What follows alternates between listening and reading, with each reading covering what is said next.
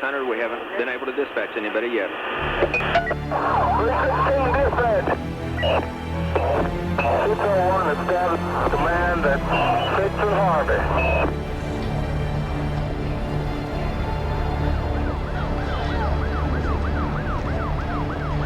On April 19th, 1995, as many people were starting their workday, a beautiful spring morning in the heartland became chaos when at 9:02 a.m., explosions tore through the Alfred P. Murrah Federal Building in downtown Oklahoma City. An explosion at 9 o'clock this morning that did that damage you're looking at right there, blowing off the entire north face of that building. The federal building located 200 North West 5th Street was almost completely destroyed. A terrible tragedy has occurred here in Oklahoma City. The bombing in Oklahoma City was an attack on innocent children and defenseless citizens. 168 people were killed in the blast and over 800 wounded. The hospitals were overrun with casualties. A rescue worker was killed from falling debris within the first few hours. But what would sear the bombing in the hearts of Americans was the 19 children inside the daycare center in the building who had lost their lives. The most beautiful memorial left by anyone is not in the rubble of this building, but in the hearts and the lives that knew them and loved them. We come today to remember their lives, and we come today to offer thanks. Thanks for the hundreds and hundreds of people who were involved in the rescue and recovery efforts. 6 years before 9/11, it was the first mass casualty terrorist attack on American soil. The prologue to a new chapter in American history had been written in blood, fear, and shock. Terrorism had struck home. From now on, nothing would be the same again. We know that more than McVeigh and Nichols were involved. There were questions of other bombs being found at the scene of the crime, witnesses to the bombing. The FBI, like any government agency, is more concerned with power, prestige, maintaining its position, rather than truth and justice. Based on the damage pattern to the building, what the government says is impossible. That life we had back before the bombing, that life is over. For the first time in my fight with the government, they stepped forward and said it would pose a grave risk to the national security of the United States of America if we release these CIA documents. If you know the truth will set you free. You've got to band together, or it's over for all of us. The man on top will get you. If we don't expose the fact that Oklahoma City stinks to high heaven, the same people that carried it out are going to do it over and over and over again, and they're going to use these frightening events to drive a stake through the United States and kill our republic.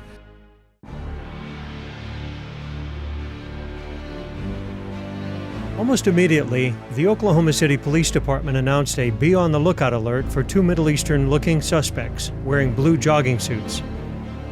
Shortly before the bombing, they were seen by a witness running from the Murrah building and getting into a brown pickup truck, then driving away from the scene of the crime. It was soon determined that a truck bomb had exploded directly outside the building. Approximately 200 feet from the bomb crater, a VIN number stamped on a twisted axle identified the vehicle as a Ryder rental truck. Two suspects are in custody this evening in the bombing of Oklahoma City's Murrah Federal Building. Shortly after the bombing, a 26-year-old U.S. Army veteran, Timothy McVeigh, was pulled over by an Oklahoma Highway Patrol officer 60 miles north of Oklahoma City. He was stopped for speeding in his car without a license plate. McVeigh would admit to carrying a concealed handgun and was taken into custody without incident.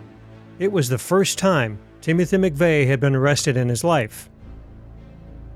The original alert for two Middle Eastern males had been rescinded within hours of the bombing, and the identification number on the Ryder axle was traced to a rental agency in Kansas. The renter had given a false name, but had listed his address as a farmhouse in Michigan belonging to James Nichols. James's brother, Terry Nichols, was a friend of Tim McVeigh from their time in the U.S. Army. Upon hearing the news that he was wanted for questioning in the bombing, Terry Nichols turned himself in to the Harrington, Kansas Police Department. Within 24 hours after the attack, the FBI had received a tip from a former co-worker of Tim McVeigh in Buffalo, New York. The tipster informed the FBI that McVeigh had often espoused militant anti-government views, and that McVeigh was very angry over the siege of the Branch Davidians by federal agents in Waco, Texas, which had ended in a catastrophic fire 2 years to the day before the Oklahoma City bombing. That Friday, they showed the FBI bringing Tim McVeigh out of the jail in Perry, Oklahoma. And that's when I got angry, when I saw that it was an American and it was a Middle Easterners. I had a hard time accepting the fact that that Americans would do that. Americans are supposed to love their children. They are not supposed to murder their children. Shaken, disillusioned, angered that could happen in this country.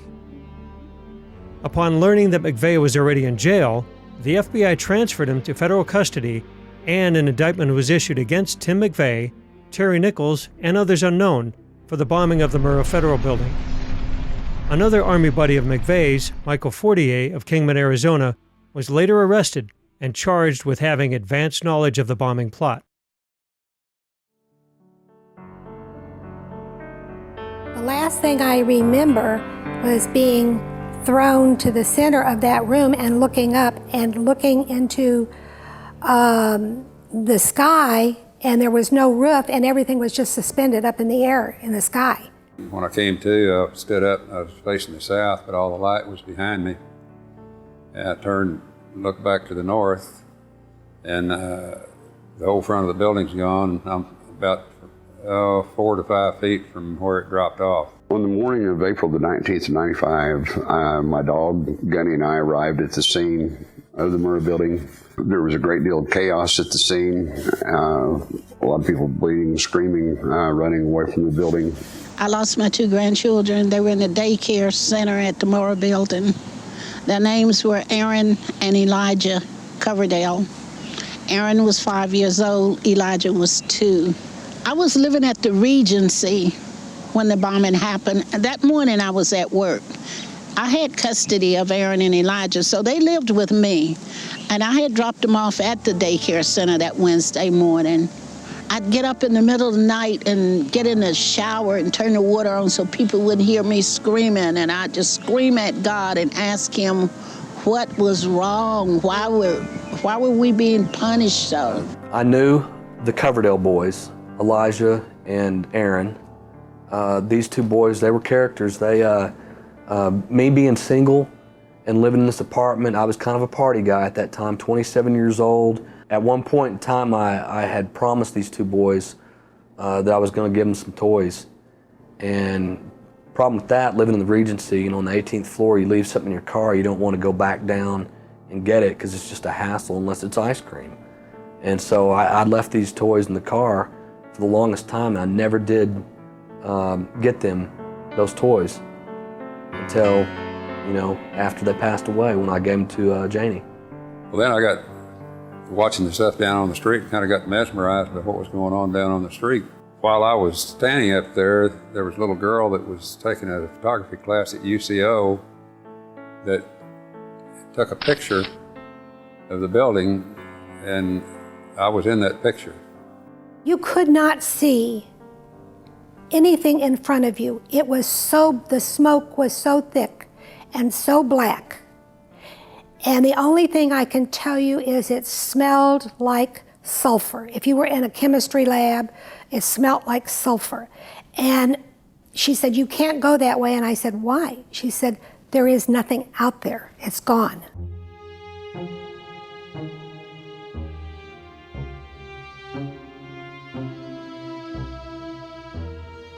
The reasons for the bombing, the perpetrators, the rumors, and the suspects change depending on whose viewpoint you take. Like all controversial events, some of those closest to the event and farthest away are bound together by their questioning of the official story. The first questions were directed at the Bureau of Alcohol, Tobacco, and Firearms, which had launched the raid on the Branch Davidians. The Oklahoma City office for the ATF was located in the Murrah building and was the supposed target of the attack. Yet, no agents were killed or seriously wounded. Was the ATF office empty that morning? I asked him if I could speak with an ATF officer that worked in the building so I could find out if they knew anything about my wife. And he told me that they were in debriefing And I asked him, you know, I need to talk to one of them, I need to find out something. And he said that none of them had been in the building, so they weren't hurt. They'd been tipped by their pagers that morning not to come into work. The ATF told several different stories to explain their agent's curious absence.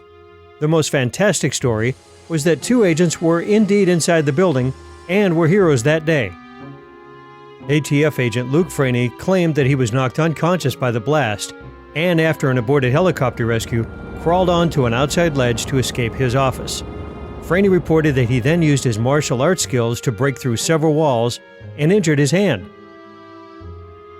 Another agent, Alex McCauley, claimed that he was in an elevator at the time of the bombing. After free-falling for 5 floors, McCauley supposedly broke out and rescued several people. My crews were the crews working on the Murrah building the day of the bombing. Immediately after the bombing, they called me on the radios, and at that point they were going in to assist with, because the fire department hadn't even got there yet, they were going to check to make sure all the elevators were clear. They weren't aware, because they were coming from the south side, that the building on the north side was gone. So they went in to check the elevators, and that's when they found out how bad the damage was inside the building. None of the elevators went to free fall because the governor overspeeds were not tripped. The safety mechanisms on the bottom of the elevators were not tripped, so none of the elevators had a free fall condition. I think it was McCauley indicated that they were trapped in an elevator. So at the grand jury investigation, once I got the FEMA report that showed which elevator they were in, I said that there's no possible way they could have been in that elevator, because my men checked it and it was still locked from the top, and the doors were, the wall had caved in against the doors between floors, so they couldn't have gotten out of the elevator without assistance. Jane Graham worked in the building for over a decade, was vice president of the Federal Employees Union, and has testified before Congress on labor issues. She knew everyone in the building and bore witness to suspicious behavior that morning.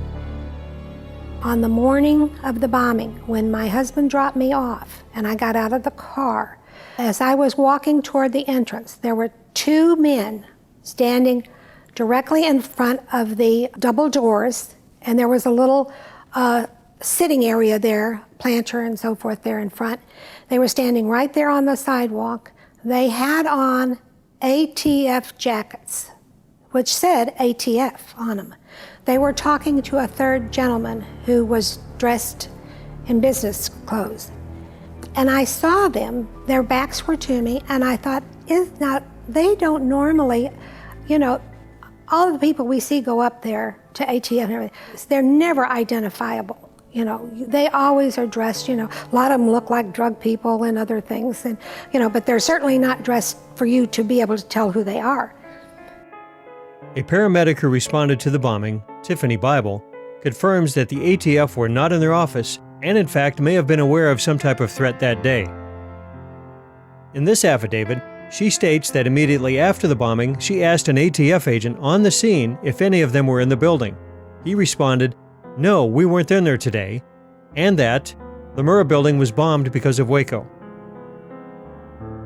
She further states that within the first 20 minutes of the bombing, she saw at least 8 ATF agents outside the building in clean black jumpsuits. To this day, the ATF has been unwilling to address their prior knowledge of the bombing.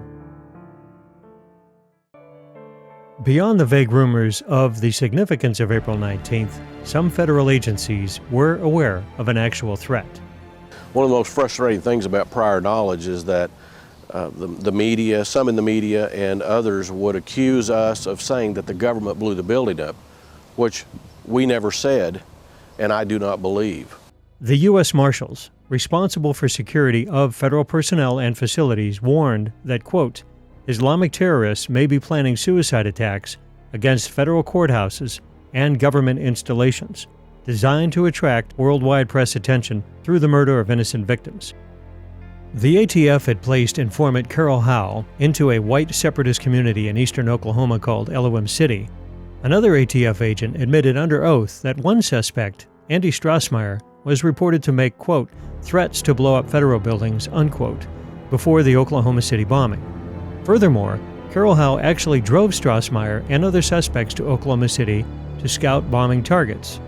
Was this the source of the ATF's suspicious behavior the morning of April 19th? U.S. Representative Ernest Istook of Oklahoma also displayed advanced knowledge of the bombing.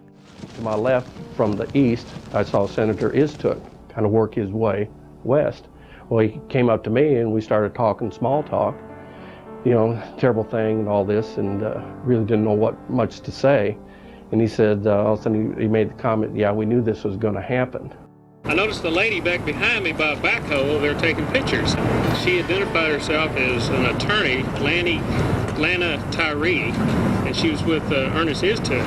And she made a comment to me that Istook told her that they were aware of a bomb threat since April 9th. You didn't really think much about it until this grand jury and stuff started probing into it, and people were claiming that there wasn't any prior knowledge. You know, I started thinking about it and got with Dave, and we put two and two together, and we said, hey, somebody knew about a prior bomb threat. You know, this ought to be known. Everyone who knows me knows I would not sit idle if I knew about a conspiracy of silence. I would never rest until such a conspiracy was exposed, but I know of no such conspiracy. Istook has denied this evidence under oath, but he has never answered the Oklahoma County Sheriff's deputy's challenge to subject his opposing versions of prior knowledge to polygraph testing.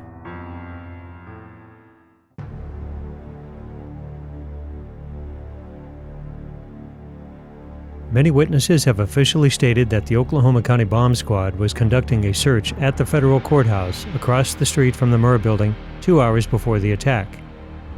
Trish Nix, I ran into her. She was another employee there at HUD, and she had asked me if I had seen the bomb squad that morning. And I had said no, I wasn't aware that they had been in the building, and she said yes. She had seen their unit parked in the parking lot of the church across the street. County Appraiser J.D. Reed saw the bomb disposal unit parked outside the courthouse that morning. Despite multiple eyewitnesses, the Sheriff's Department denies this claim. If that building was under threat and they were getting bomb threats, and this was a daily thing or a weekly thing, or if they've gotten many threats or only one, the parents of the children in that daycare deserve to have been notified. People do not keep children in daycares where there are bomb threats made.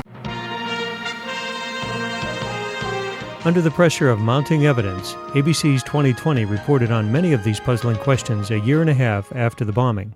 At issue increasingly for some of the victims and their families, what did authorities know or suspect before the explosion that federal workers and the children arriving at the Murrah building did not know or were not told?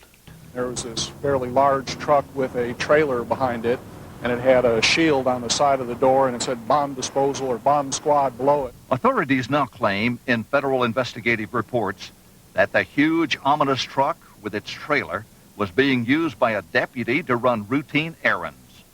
Other documents obtained by 2020 show that someone called the Executive Secretariat's office at the Justice Department in Washington and said the Murrah building had been bombed. But this was 24 minutes before the blast. No action was apparently taken. According to the show's producer, the Justice Department actively intervened to prevent an in-depth follow-up to this segment from airing nationally. 2020 did a 15 or 20 minute segment on prior knowledge that was put together by a guy named Roger Charles. That was so explosive that he was putting together an entire hour or whatever for 2020, which he would tell you. But the feds came in and stopped 2020, wouldn't let them broadcast the larger segment that he put together concerning prior knowledge. The news channel has learned of another strange development. Apparently, before the bombing, Governor Frank Keating's brother, Mark, had been working on a novel about a terrorist bombing in Oklahoma City. Stranger still, one of the characters in the novel was named Thomas McVeigh. Despite the official denials, the evidence confirms that at least some amount of prior knowledge existed. More ominously, there are suggestions that certain government agencies were fully expecting a bombing to occur that day. The Horse Patrol, interestingly, was a very small unit and was assisted by the county Reserve Mounted Patrol Unit. For whatever reason, on the morning of the bombing, they had been assigned and had already met at the Oklahoma City Equine Canine Facility and had prepared their horses, their tack, and uniforms to go downtown for crowd control. Rarely, very rarely would they go down and patrol or work the downtown area for crowd control for anything. The importance of exposing prior knowledge cannot be understated.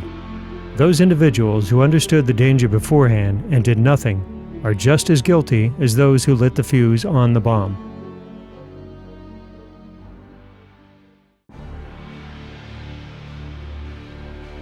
As the FBI and Department of Justice narrowed its focus on Tim McVeigh as the lone bomber on April 19th, people seeking truth and justice for the dead were dismayed that so many reports of accomplices were being discarded by the federal authorities. The first sketches of the suspects released by the FBI clearly indicated that 2 people were involved in parking the Ryder truck in front of the Murrah building, and the original BOLA, or Be on the Lookout alert, had mentioned 3 suspects. When the hunt for John Doe number 2 was called off and he was dismissed as a ghost, people who knew for a fact that they had seen McVeigh with other people began to speak out. Did McVeigh act alone? During that time, broadcasts were being made that there was suspects had been observed leaving the scene in a brown pickup. At this time, people were trying to get together on who was going to do what, medical personnel and such. There was a police car sitting to my left, facing west on 5th Street. And as we were all standing there conversing and people were doing what they were doing, it came out over the radio on this police car that they were looking for a brown truck, an APB for a brown truck. It was quick, but it was heard. I haven't stopped asking questions because I know that we haven't been told the truth. I've talked to too many people that saw Timothy McVeigh that morning, saw Timothy McVeigh in Kansas and saw Timothy McVeigh in Oklahoma City. Not one person saw him by himself. Timothy McVeigh stepped out of the truck. I walked him over to, let's say, 10, 11 feet away from the truck itself. I pointed a direction downtown, which is to my right. He seemed to acknowledge where I was talking about. At that time, the gentleman walked back to the truck. I talked to him. I also noticed there was a passenger in the truck at that time. And mostly, it was a John Doe 2 thing, because as you remember, it was the greatest manhunt there's ever been. And then all of a sudden, hey, he doesn't even exist. If he doesn't exist, what was the deal about the manhunt? I mean, things like that. That was continually coming out. I know for a fact Timothy McVeigh was with another individual on the morning of April 19th, right before the bombing. Because the evidence is overwhelming and compelling that there were other perpetrators and they were not pursued. In the very early days after the bombing, the decision was made not to pursue any more of those individuals. In the days before the bombing, Tim McVeigh was seen making preparations with other suspects, not Terry Nichols or Michael Fortier, but others unknown, whom the authorities seemed uninterested in finding. Yeah, the man that I saw on the phone that day, that was actually on the phone, was McVeigh. I'm 100% sure of that. He had a partner with him that had shoulder-length hair, that was leaned up against the wall facing him. Then at one point, he turned to the guy to his right, who was leaning against the wall, shoulder-length hair, and said, "He told us to stay here." I did go up to the FBI at 50 Penn Place and told them my story. If I remember right, I think they actually sketched out the second person that I was describing, which was shoulder-length hair, tan, stocky build, a light plaid type jacket shirt kind of mix, kind of goofy looking guy. A convenience store clerk reported to the FBI that McVeigh had purchased fuel for a Ryder truck at her store 2 days before the bombing, even pointing out on the register tape when the purchase was made. Accompanying McVeigh was another suspect. This example is only one of many eyewitness accounts that diverge from the official narrative. And although the government states that McVeigh never scouted inside the Murrah building, A Secret Service investigator reported that she had seen him in the building, also with a second suspect. The official narrative dictates that Tim McVeigh alone rented the Ryder truck in Junction City, Kansas on April 17, 2 days before the bombing. He and Terry Nichols supposedly constructed the bomb on April 18. But the bulk of eyewitness accounts assert that the Ryder truck was at Geary Lake for several days before that. I retired April 11th, 1995, and after finishing up that morning, I decided to stop by here and fish at Geary State Lake, which is right in this general area here that I was fishing from, the pier or jetty. And I stayed here most of the afternoon fishing, of course, with no luck. And later on that afternoon, I had decided to maybe go back over this way over here to the other point back there and see if I'd have any luck. When I noticed a Ryder truck over there.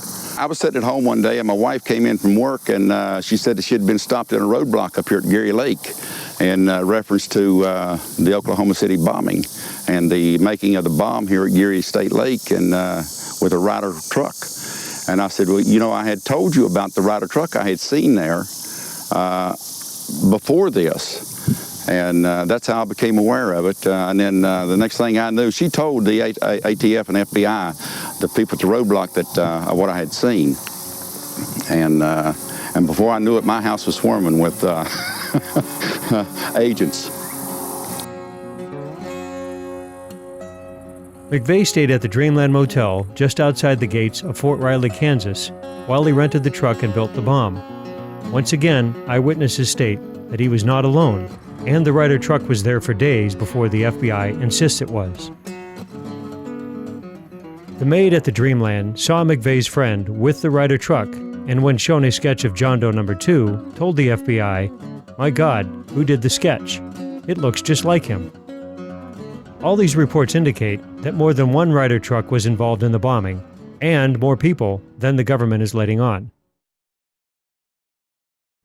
Justice for these killers will be certain, swift, and severe. We will find them, we will convict them, and we will seek the death penalty for them. It was promised to the people of Oklahoma City and to the rest of America that every single person responsible for the bombing would be caught, tried, and held accountable for the harm they had inflicted. It was expected that this promise would be fulfilled. Nevertheless, as eyewitness testimony and other promising leads were being carelessly discarded, replaced only with the lies and inconsistencies of federal officials, a deep but private suspicion grew in the minds of observers that perhaps a government cover-up was underway. Was this mere incompetence, or was there something else at work here?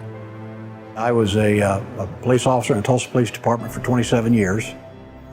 And in 1995, when the Oklahoma City bombing occurred, I was requested by the local FBI office through our chief of police to assist any way I could and look into the bombing, and using my contacts as an investigative journalist, which is what I did on the side, to try to find out anything we could find out about the bombing, McVeigh, Nichols, and just kind of follow the investigation any place it went, just follow the leads. I was still working the case with Jana Davis and David Hoffman, 2 Oklahoma City police officers, and one of them, it was one of the first ones in the building, and he saw some things in the building. He saw the biggest damage to the building was the pit, which was in the back of the building and went down like 2 or 3 floors. He saw all of that, you know. That never came out in the news. It wasn't part of the investigation. It didn't count. In other words, if it didn't fit the mold that the Department of Justice under Janet Reno set for the FBI, then it wasn't put in the case, period. The FBI bragged about its handling of the deadliest terror attack in American history, but gigantic holes in the case were being ignored by the media. McVeigh was first suspected because he rented the truck under the name Robert Kling. One of the first pieces of evidence used to link McVeigh to the bombing was problematic. I went to Junction City. I went out to Elliott's Body Shop and I spoke to Mr. Elliott. I told him who I was and I said, I would like for you to tell me what happened the day Tim came to rent the Ryder truck. And he said, you mean the day Tim and his friend came? And I said, Tim wasn't by himself? He said, no, ma'am. The FBI has been designated by President Clinton as the lead federal agency in this investigation. Incredibly enough, there remains an extra unidentified leg that was found in the rubble. Oklahoma State Medical Examiner Fred Jordan testified in court, "We had 8 people with traumatically amputated left legs. However, we have 9 left legs. We have 1 leg too many." Stephen Jones, McVeigh's defense attorney, detailed in his book, Others Unknown, the significance of this extra leg. Former chief pathologist for Northern Ireland T.K. Marshall performed over 2,500 autopsies on bombing victims and told Jones that, in all the years in Ireland, we identified every innocent person that was killed. There was never an unknown victim. The FBI collected 1,034 fingerprints during their investigation, but an agent admitted under oath that these prints were not run through the National Fingerprint Database. Nikki Deutschman was the jury foreperson for the federal trial of Terry Nichols. I think that the government perhaps really dropped the ball. I think that there were a large number of sightings right around before, the week before, and the days and months after the bombing, and sketches of people that were recognizable. In this trial, there even was a photograph of someone who may have been involved with mixing the bomb, with putting the bomb together. And that person, it was a photograph from a newspaper. Obviously, that person's identity is known. I think there are other people out there, and decisions were probably made very early on that Tim McVeigh and Terry Nichols were who they were looking for, and the same sort of resources were not used to try to find out who else might be involved. Well, in those first couple of days, especially that first day of the Oklahoma City bombing, there was immediate information that came out about what caused the bombing, witnesses on the scene of the crime, things such as that. And it changed very significantly and drastically as the day went by and the next several days went by. That caused a lot of questions in people's minds about, well, what really happened here? The reason I started doubting the official story that was coming out, you have to understand that the state, the local media were doing a good job the first day. Local law enforcement maybe also, I believe, was doing a good job. But once the feds came in, things started changing. The police and emergency crews are talking about moving us back because of the danger of a possibility of another explosion. I think he said another bomb. Another bomb, move back. Oh my God, another bomb. The fire crews and the various emergency crews are trying to get in, but we keep getting reports that there may be other devices in the area. They will use that trailer. You see the bucket on the back there, sort of, this is how they would transport the explosive device away from this populated area to try to do something with it. There were 2 unexploded devices discovered subsequent to the initial explosion. A second bomb was found on the east side of that building. A bomb squad is on the scene. That second bomb has not exploded. We don't know quite the status yet, if they've managed to defuse it, but it has been confirmed. There have been reports of 2 explosive devices, unexploded explosive devices. 2 different explosive devices were found in addition to the one that went off. Just an hour after the initial explosion, downtown Oklahoma City was shaken up again with word of another bomb, or maybe 2. They've had to back off a couple times because they found, I guess, 2 or 3 other bombs, or at least explosive devices down there that they've had to defuse. They shut down our operation for about 20-30 minutes because of that, and that was very frustrating because we were right at the point where we had people and we had to leave them. The first bomb that was in the federal building did go off. It did the damage that you see right there. The second explosive was found and defused. The Oklahoma City bombing was one of the first big stories that I covered, and it was just shocking to know it was an inside job and to know that the media was involved in the cover-up and that the mainstream television stations there in Oklahoma City knew what had really happened. And then years later, I was able to actually talk to some of those reporters, and they discussed how they were told to shut up. I mean, it just showed how people were so willing to be part of the cover-up just because the truth was so frightening. And that's really why we become so enslaved, is that we just give in to the lies, and they start little, but they get bigger and bigger. It's amazing when everyone who can see an event and that gets changed into something else simply because the media presents it that way. That means the media is complicit in the cover-up. They're not hapless, they're not ignorant. How come I can figure this out and CNN can't? The controlled corporate mainstream media is essential to a cover-up like Oklahoma City being successful. And that's why the mainstream media has lost so much credibility. Because all over the nation, people have seen things like Oklahoma City over and over again, where you see the live footage, you see them removing the bombs, you see the governor admitting it. And then later the media says, we never said that. That's what conspiracy theorists say. At first, the media reported on some of these bothersome pieces of evidence, but they became little more than parrots for the Justice Department as the official story was railroaded into the public mind. Been listening to Mike McCurry, President Clinton's spokesperson at the White House. Apparently at this point we know a little bit more than the White House does, because we have been able to confirm that it was a car explosion. That word coming to us from Mayor Ron Norick earlier, 1,200 pounds of explosives parked out in front of the federal building. And ATF has confirmed that as well. Who's going to investigate the investigators? Who's going to investigate the prosecutors? Who's going to hold them accountable? Who's going to hold us public officials accountable? And that's all we're trying to do here, in addition to trying to find the truth. Well, initially that morning, all the media that was downtown there were reporting the truth. They reported the truth about the unexploded bombs, undetonated bombs being removed from the building.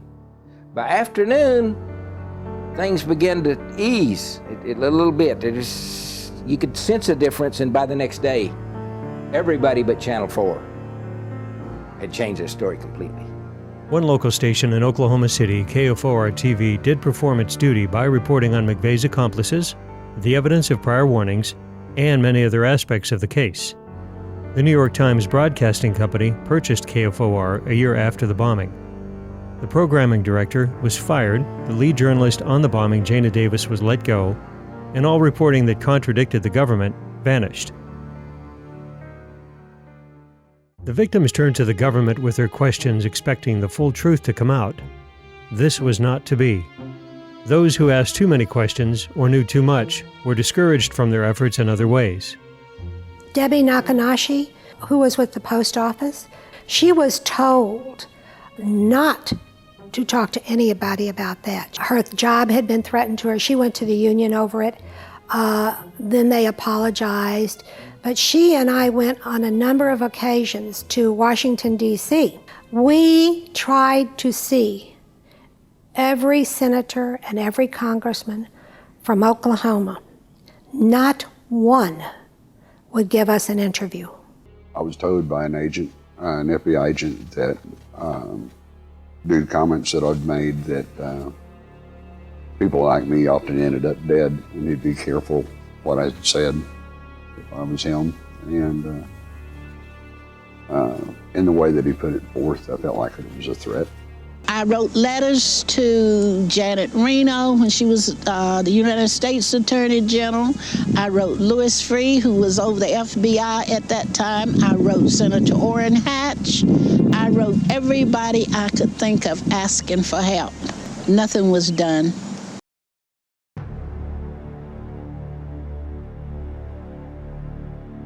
When the government decided that the investigation was over, a federal grand jury was impaneled to hand down indictments. This is usually a straightforward process. But the federal prosecutors were not counting on one grand juror, Hoppy Heidelberg, to actually ask questions of his own. My name is Hoppy Heidelberg, and I served on the federal grand jury that was supposed to investigate the Murrah building bombing in Oklahoma City back in 1995.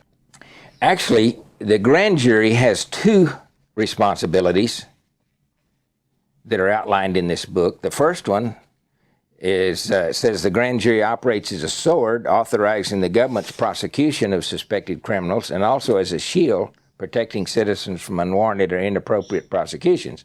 Now, that's not something that the media or the government ever points out, but that was actually the reason for a grand jury in the first place, to protect citizens from the Crown, who at the time had a habit of prosecuting their political enemies or anybody they chose for any reason.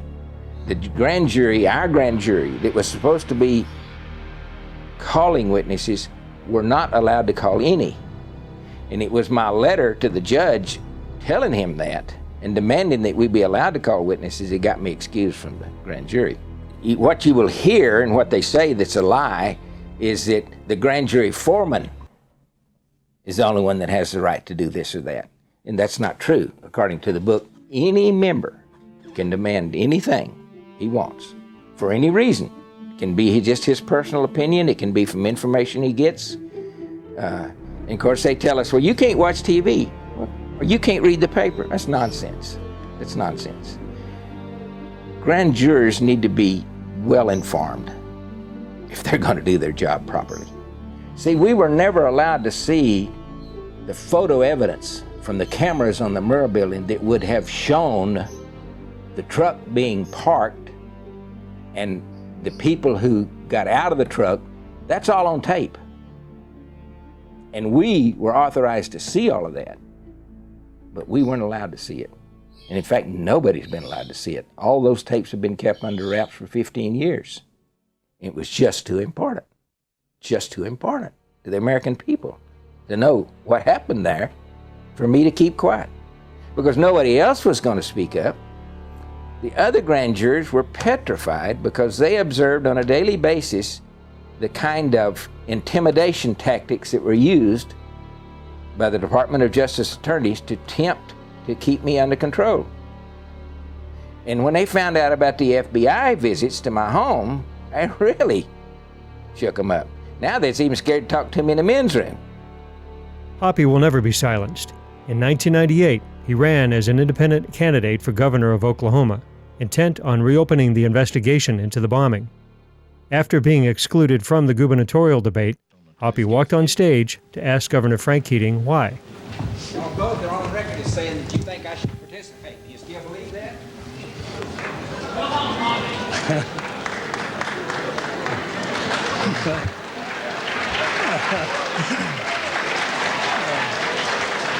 Thank you, audience. Mr. Jenkins, your follow-up now.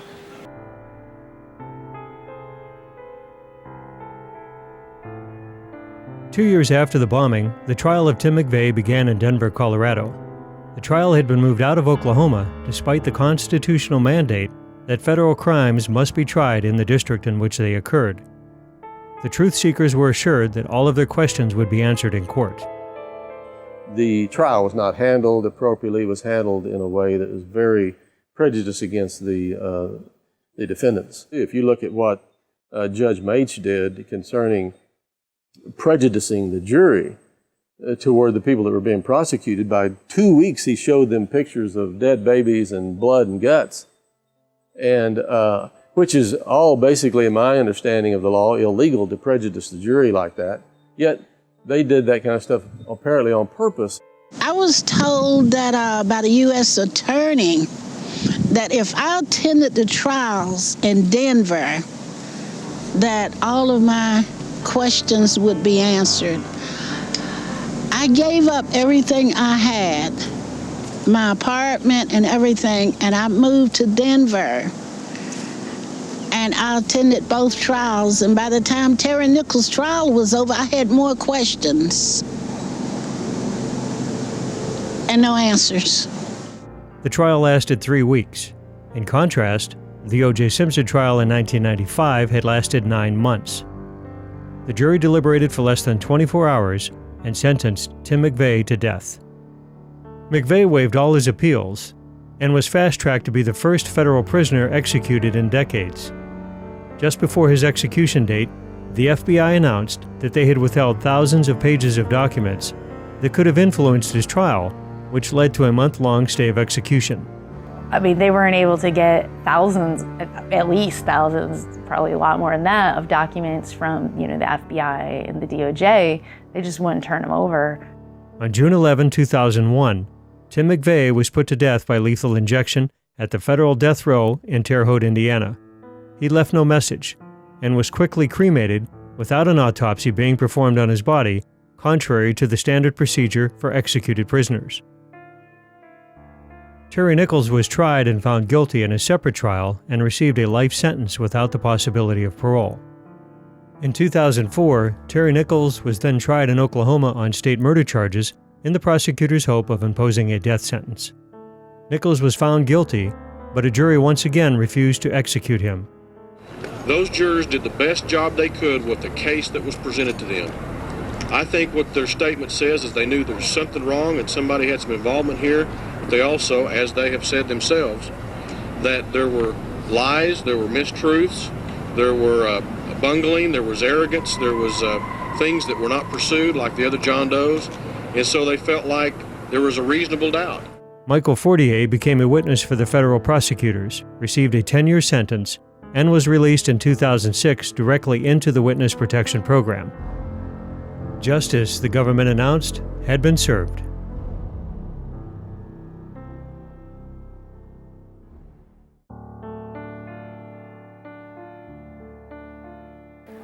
And I know tomorrow will be the same, 'cause we've got a life of love that won't ever change. Hey, my dad's good. Don't listen.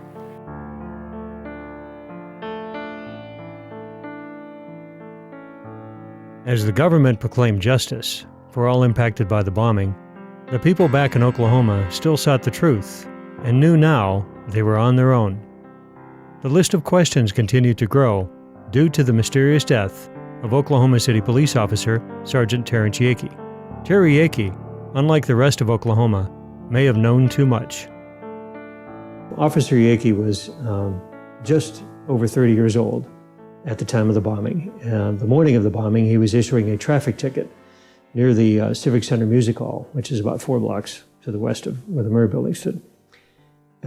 He dropped the ticket book, let the woman go, and says, I have to obviously attend to other things. He heard the multiple blasts coming from the Murrah building. Sped up there in his black and white squad car and immediately started pulling out the first of 8 people. Mr. Tom Hall being the first, a former employee of the GSA. Tom, to this day, in fact, I talked to him a couple weeks ago, still has the utmost respect for Officer Yakey. He literally saved his life. Officer Yakey, being an astute police officer for 7 years, veteran of the Oklahoma City Police Department, knew that something was horribly wrong. He tried to get the official storyline out through his commanding officers at the Oklahoma City Police Department, through his family, through his ex-wife, and he chose to withhold some of the storyline because he was in fear for his family and his wife and his 2 young daughters at the time.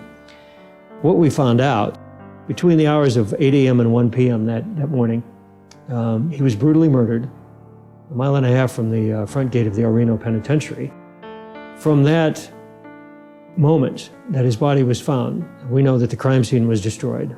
There were spade shovels that were used to turn over the crime scene. Ballistics, any gunpowder residue, anything that had to do with his death was completely destroyed. It was corrupted. He started having problems with it, not only at work, but his apartment got broke into, his car got broke into, things were stolen out of his house. He had accumulated reports, evidence, I don't know what all, but he was going to take it out to a mini storage in El Reno. And he left one night, and he told a friend of his that they were going to go out to dinner. He says, I got to run out and put some stuff in mini storage, and as soon as I shake these feds that are following me, I'll be back and we'll go to dinner. Well, he never came back. Instead, he was found the next day by a Canadian County Sheriff's deputy. Well, they found his car first, and then they found him in a field near the El Reno Penitentiary. The damage to his body was obviously a torture homicide. It was obvious. But what intrigued me the most, that he had several cuts on both of his wrists, inside both elbows, both jugular veins. He'd been beaten. He had ligature marks around his neck. He had handcuff marks on his hands, on his wrists. And he had a small caliber bullet wound that started above on the right-hand side of his temple and exited low on his cheek with no powder burns. The day of his death, when my daughter called me, I left work, went to El Reno to help because I could hear the seriousness in her voice, that she was getting upset. Why would the police be calling her looking for Terrence? And when we went to the apartment where he lived, the manager there stated to us, well, why are you looking for him? The police have already been here and taken his cruiser. So I'm not sure what was going on. It was strange. And about 10 o'clock at night, I had put my grandkids to bed.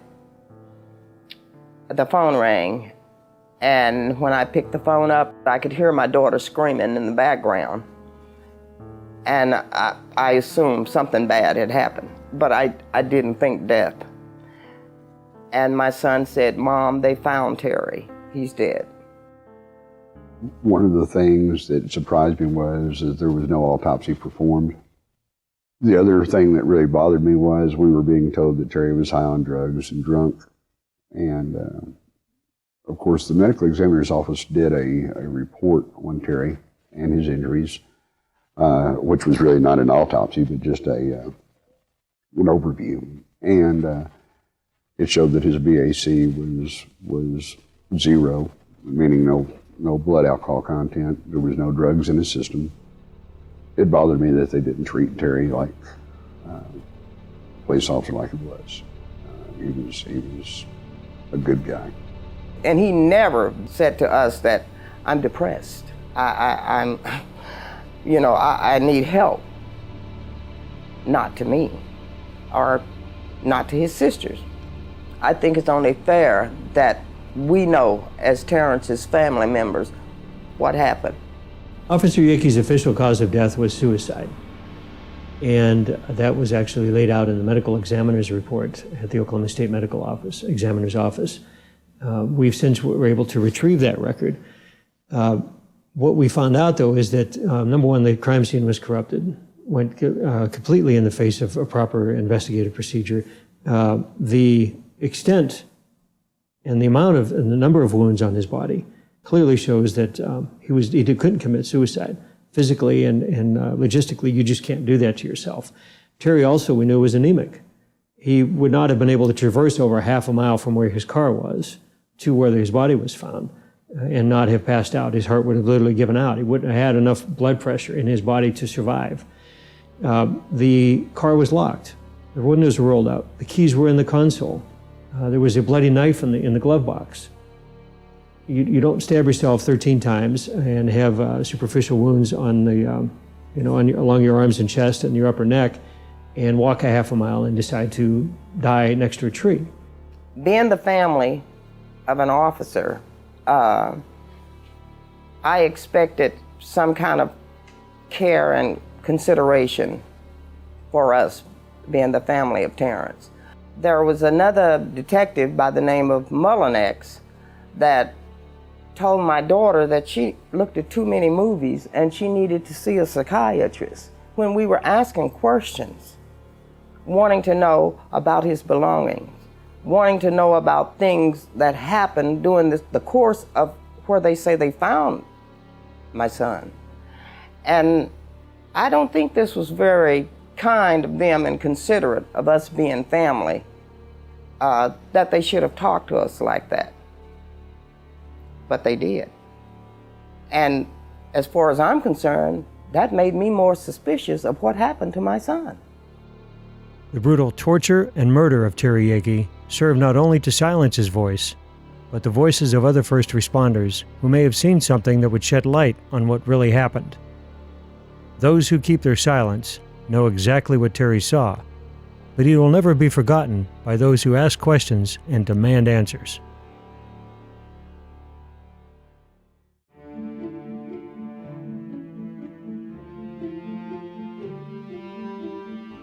In the absence of official action, a group of concerned citizens decided to form their own investigative panel, the OKBIC, better known as the Oklahoma Bombing Investigation Committee.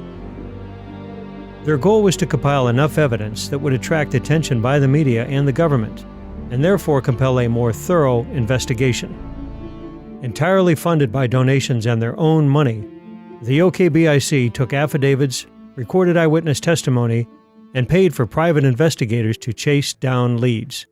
I'm Charles Key, State Representative in Oklahoma City, and I formed the Oklahoma Bombing Investigation Committee. I had a number of constituents come to me and other people that started raising their own questions about the investigation and what direction it was going, because it seemed like there was an effort to try to change that initial report of what took place on the first day of the bombing as the days and weeks went by. We look at what State Representative Charles Key did. He went on the facts. He went on the information the grand jury gleaned. And clearly there was complete prior knowledge. I observed the fact that Charles Key seemed to be standing up for the truth in some areas that I felt like was not being dealt with appropriately by authorities. The Oklahoma Bombing Investigation Committee was formed for one purpose, and that's to obtain the truth. First I thought, that's just another politician trying to get a little publicity. Then when I met them, met Charles Key and Colonel Wallace and Dale Phillips, found out that they were for real, and they asked me if I would join them, and I agreed to join them. I think Charles Key's work is absolutely outstanding, and it continues to be. Even to this day, we're looking at, 16 years on almost, coming this April. Charles took a lot of risks. When we saw what was going on with the investigation and that it was trying to move away from the early facts that were presented by law enforcement and by the media, we pursued establishing a county grand jury in Oklahoma County, something unique to Oklahoma and just a few other states in the country that allows citizens' grand juries to be impaneled to investigate things such as this. The committee meetings were very serious. We fought the government at every level, all the way through to the Supreme Court of the state. We had a lot of people that came forward and brought us a lot of information that we wouldn't have gotten any other way. We were pursuing all the information that we could get our hands on about the bombing, and we were trying to get a congressional investigation of the bombing. I was in awe at the amount of effort that they put in that first 6.5 years before the book was released. And then they have the book released, come out to the general public 3 weeks before 9/11 occurred. And to see every single obstacle that was thrown in their face, from all the way from the news media to financial to emotional, and interviewing over 329 victims, family members, and survivors. And these people were consistently basically saying, I am not going to fail. I'm not going to quit. I want the truth to come out on this. So we formed the Oklahoma County Grand Jury to have essentially a citizen's investigation into the Oklahoma bombing. And that caused us to have to get together a number of signatures from citizens of Oklahoma County, which we did. We got, 11,000, 12,000 signatures. We only were required 5,000. And by getting all those signatures, getting them validated and everything, we then got an X amount of money, a lot of money, and the opportunity to set up a grand jury. Well, they turned the grand jury over to our enemy, which was Bob Macy, and basically gave him the money, and then he proceeded to investigate us. I wrote a letter to the district attorney, Macy, told him what I had seen and that I wanted to testify in the grand jury. I got a letter back from him telling me that the grand jury did not want to hear anything I had to say about the bombing. After the Oklahoma County Grand Jury was actually initially formed, then there were some efforts to try to stop that by the Oklahoma County DA and others. And at that time, we organized ourselves in a more formal way. We hired private investigators and some others to help us put the information that we had gathered together in a form that we could present to that county grand jury. 4 or 5, 6 months into the investigation, we started suspecting that our phones were tapped. And I don't remember how we got the information, but we were given a number that we could dial, and it would either confirm or that it were tapped or that they weren't. And we'd dial this number, it would confirm it. We didn't really have anything to hide, so it didn't really make that much difference. It didn't affect our investigation too much. I think as we finalized our work as we got to the end, as that grand jury was impaneled, and as we put this report together, we had a lot of media that was waiting for this report. They were ready to give it some significant coverage. And our report came back from the book publisher about 2 weeks before 9/11. And one of the things that we said and some others said during that time frame, as before and after 9/11, that the reason that we did this is because if you don't ask the questions and you don't hold government accountable in everything that it does, not just bombings like this, but everything, then you'll have the same mistakes happen again, and they will get worse as time goes on.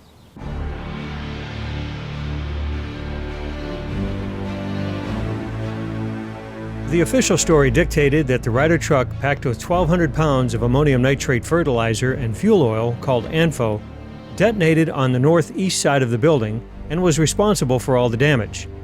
That hypothesis later evolved into 4,800 pounds of ANFO, then up to 7,000 pounds of fertilizer and nitromethane? In fact, the only consistent theme of the official narrative is its inconsistency. A truck bomb just delivers an air blast. That's all it does. It's called an air blast. And when you've got 8-foot thick columns of concrete filled with rebar the size of your arm, an air blast probably won't even break one. It will break windows. That's about it. But some of these columns were ripped up, shredded, tossed around. Because a truck bomb is going to release its energy simultaneously in every direction. And so the damage pattern to the building, or whatever structure it's parked in front of and intended to blow up, if it's a big structure, bigger than a truck bomb can take out, the damage pattern is going to be roughly a semicircle. Now, I looked at the building. I was on the bomb squad for a couple of years. I've worked some bombings. And I looked at the building and I knew that the damage done to that building couldn't have come from a truck with ANFO in it. A blast does not turn corners. And it did look like that there was a secondary explosion or a more intense explosion towards the east side of the building. Explosion, or that portion of the explosion, did basically clear everything from the front of the building to the south wall. The Oklahoma Bombing Investigation Committee was presented with evidence that explosives planted inside the building were responsible for the collapse and most of the casualties. In this rarely seen footage taken by the Oklahoma County Sheriff's Office minutes after the bombing, the north side parking lot is shown littered with paper and debris from inside the Murrah building. How did this volume of paper transport itself against the blast wave of the truck bomb and magically appear on the other side of the street? And then we look at the fact that you have bombs clearly inside the building. It's blown out across the street, pieces of it on top of buildings, the opposite direction that the rubble should have gone in if there was truly this high-powered truck bomb out front that caused all the damage. And I can tell you that the building was blown from the inside because all the debris was piled up against the Journal Record building, clear across the parking lot. In fact, several witnesses report that bombs were going off in the building before the truck bomb exploded outside. The first thing that I experienced when I was sitting there signing some papers for Ruth, I felt the building start shaking, and never had anything like that happen before, and I just kind of froze.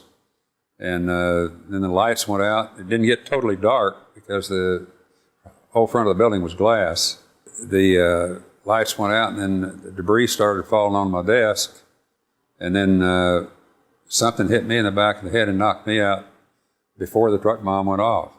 What that tells you is that there were other explosive devices in the building that actually brought the building down.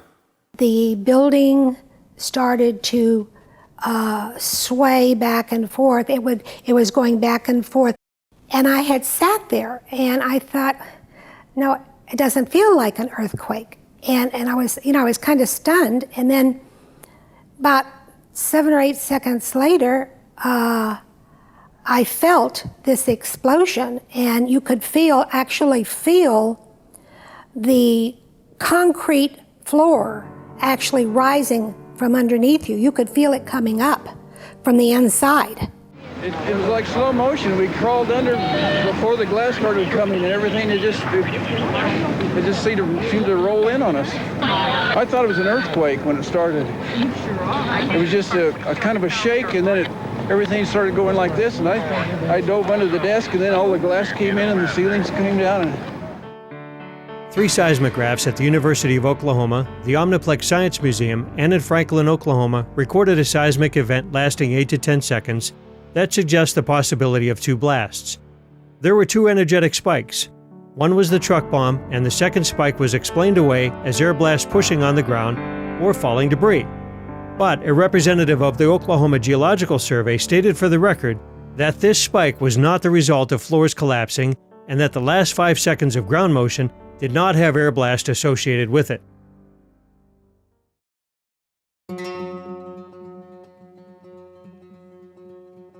The Khobar Towers bombing in 1996 in Saudi Arabia killed 19 U.S. airmen. That bomb was several times larger than the bomb supposed to have been used in Oklahoma. It left a huge 85-foot crater, yet there was no major structural damage on the simple slab building. What happened in Oklahoma City to cause the major horizontal support beam to fail and the complete failure of these 2 series of columns on the east side of the building? This collapse was responsible for most of the casualties. The crater, when seen from above, is offset from the major structural damage in the building. For some reason, the official story has inflated the size of this crater. The bomb, at least I've seen where the reports from the different agencies have said the bomb extended from the cab to the tail of the truck. And one of the things that really bothers me about that is the rear axle from the truck went down and collided with the car in front of the Regency Tower about 1.5 blocks away. The front axle of the truck was hurled eastbound and struck a parking meter about 1.5 blocks away in front of the YMCA building. The bomb was that big that rear axle would have been driven into the crater, and instead of being split apart as they were, and the truck bomb itself to me had to be between the 2 axles. It could not have been over that rear axle. I was surprised from even the FEMA report and the published reports that nobody could determine what the size of the crater was, and that's one of the things I brought up at the grand jury investigation, is that the crater was half the size that they had proposed in the FEMA report. The crater had a 5-gallon bucket sitting next to it after they had it uncovered, and you could extrapolate from the size of that bucket to the size of the hole as to what the size of the crater was, and it was approximately 16 feet across. August 24, 1970. It was a Monday morning. Carlton Armstrong, his brother Dwight, and 2 other perpetrators, Leo Burt and one other individual, drove up to the side of the Sterling Hall. It was a math research building. Dow Chemical had their offices there. It was federal government as well as the university faculty that worked there. And they had drove a Ford Econoline van stolen from a math professor, laden with 4 metal drums, 50-gallon drums full of ammonium nitrate and fuel oil. The Sterling Hall bombing consisted of 2,000 pounds of ANFO, and it was set off right next to the building. The windows were blown in, the facade was damaged, but there was no structural damage. In fact, the Army Math Lab was closed for only 1 day. In Oklahoma City, a similar ANFO bomb detonated 15 feet away from a much more robust structure and inflicted massive structural damage. What that case did was it was a bellwether. It set a standard for us to look at. It says, okay, if ANFO was in fact used in Oklahoma City, why did it not have the characteristics of what occurred in Madison? Furthermore, the signature of an ANFO explosion is nitric oxide, a noxious gas. There was certainly no fertilizer bomb. We know that because there was no ammonia gas in the air. In every other explosion, and some students blew up and did make an ammonium nitrate bomb, but everybody who rushed to that building after the explosion had to be hospitalized. If you ever smelled ammonia strongly, and you're talking about going into a horse trade or something like that, that's not strong, but that'll gag you. It will sear your lungs. I mean, everybody that smelled that ammonia gas after the ammonium nitrate bomb at that university had to be hospitalized. It would have been 30 minutes or an hour, depending on how hard the wind was blowing, before anybody could have even approached the Murrah building if there had been an ammonium nitrate bomb. There were other search and rescue personnel that were down there immediately from St. Anthony's Hospital and nearby, as well as office employees from the surrounding offices. They would have approached the crime scene and buckled over almost immediately, vomiting violently if there was ammonium nitrate gas. There wasn't. I was watching General Parton, the former head of Air Force Weapons Development, point out that the building was blown out, that it wasn't the signature of an ammonium nitrate fertilizer bomb, that there'd been a cover-up. The damaged Murrah building drew the attention of retired General Benton K. Parton, former director of the Air Force Armaments Laboratory. General Parton spent his career conducting bomb damage analysis with explosives for the military. General Parton came to Oklahoma City, examined the available evidence, and rendered a conclusion far different than the story being pandered by the government and media. I spent over 30 years in the Air Force. Most of that was in research and development. I went to a 2-year graduate program, 8 quarters of armament engineering graduates, the first course that was ever set up. And after that, I worked at the Ballistic Research Laboratories at Aberdeen, which was 2 years of hands-on work designing, developing continuous rod warheads for the Bomark missile and other weapon systems. Well, the truck bomb, even though it was fairly massive, was somewhat removed from some of the structures that were damaged. They clearly had some what you call Broussard's damage, where the blast pressure was way above what you would expect to get from the truck at that distance. Broussard's damage is that caused by an explosive whose blast wave is powerful enough to shatter and destroy the material affected. The problem with the failed columns at the Murrah building is at that distance, the air blast from an anvil bomb would have been 10 times less powerful than what was needed to dissolve the concrete and cut the rebar. Those columns, had they failed due to air blast, should have broken with sharp chunks of concrete connected by rebar, not sheared off at critical points. Broussard's damage indicates contact explosives placed directly on the beams.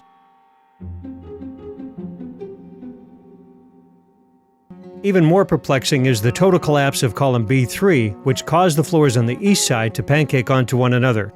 The building was gutted to within feet of the other side. Column B4, closer to the truck bomb, is completely intact.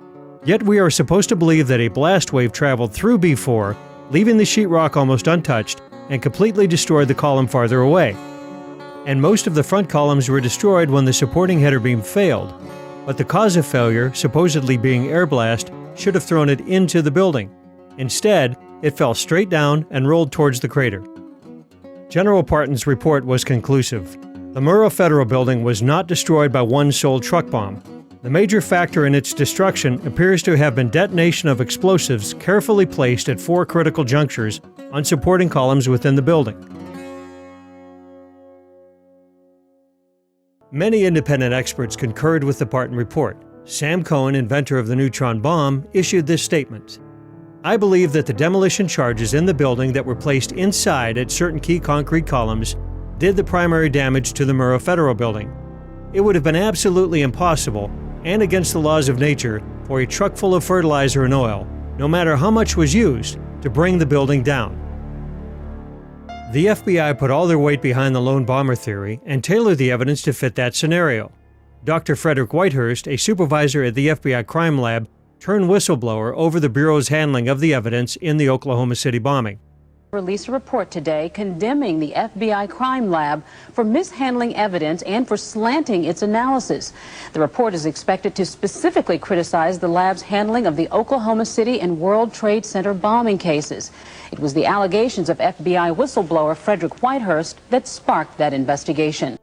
Forced to resign, Dr. Whitehurst testified in Terry Nichols' trial that a fellow FBI chemist had changed his findings and lied under oath after meeting with federal prosecutors. The Office of the Inspector General, or OIG, investigated Whitehurst's charges and issued a report which concluded that the FBI crime lab had improperly identified the characteristics of ANFO, the weight of the bomb, the detonation system, and even what kind of explosive was used. The Oklahoma City case will get a lot of attention because what the Inspector General goes on to at some length to say in his analysis of agent testimony in some of the pre-trial stages is that one agent in particular made sort of seat-of-the-pants estimates about the Oklahoma City bomb, but then couched them in his reports, in his written reports, as being the result of scientific evidence. The FBI laboratory has billed itself for many, many years as the premier forensic laboratory in the world. The people that did the things they did knew doggone well what they were doing. The Wright Armament Laboratory at Eglin Air Force Base conducted a series of explosive tests to compare their data to the bombing in Oklahoma. The Eglin test structure was a simple 3-story concrete slab building with no support columns. The engineers at Eglin tried to recreate the truck bomb as McVeigh and the FBI claimed it was constructed, with 4,000 pounds of ANFO packed into a dozen barrels. But they found that each barrel acted as a separate bomb, canceling out the explosive force of each other and pushing most of the blast upwards. So they constructed a single more powerful bomb and exploded it outside the target building to test the effects of air blast. They found that their weaker test structure suffered less damage from a more powerful bomb than was supposedly used at Oklahoma City. The report for the Wright Laboratory at Eglin Air Force Base concluded the damage at the Murrah Federal Building is not the result of the truck bomb itself, but rather due to other factors such as locally placed charges within the building. The evidence is undeniable, despite the pleas of the official story, that the Wright truck bomb was not the sole cause of destruction that day, that there were bombs placed inside the building, which caused the brunt of casualties as floors collapsed on helpless victims.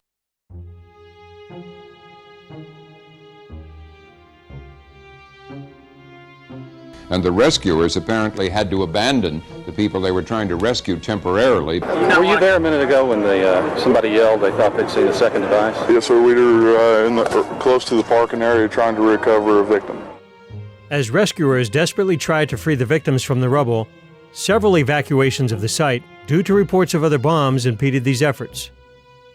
At some point, we got to the corner of 5th, and I believe it was Robinson, right there at the corner of the Murrah building, and we heard second bomb. Somebody yelled second bomb. I stopped, I turned around, people were running past me, and I just kind of watched what was unfolding. Of course, nothing ever did happen. The Oklahoma Highway Patrol reported that another explosive device was found. The Oklahoma City Fire Department confirmed that. Defense Department logs recorded that a second bomb was disarmed, a third bomb was evacuated. The explosive that they disarmed last night was even larger.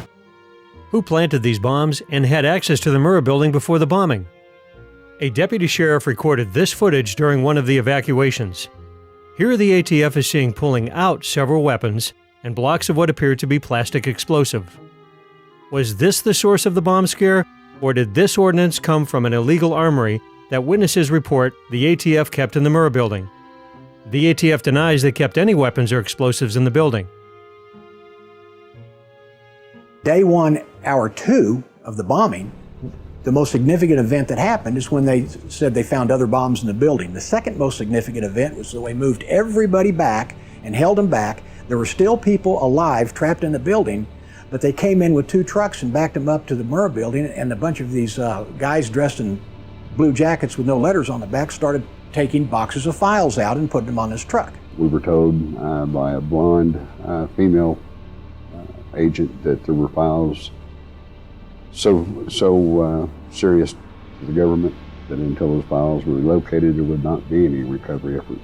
If you remember the Whitewater investigation in Arkansas, all the paperwork was stored in the Murrah building. They had FBI agents over in the fields to the west of the Murrah building picking up paper almost all day long. And it was during this time that early in the investigation that I started receiving some various phone calls. One of them was a phone call from Little Rock, Arkansas.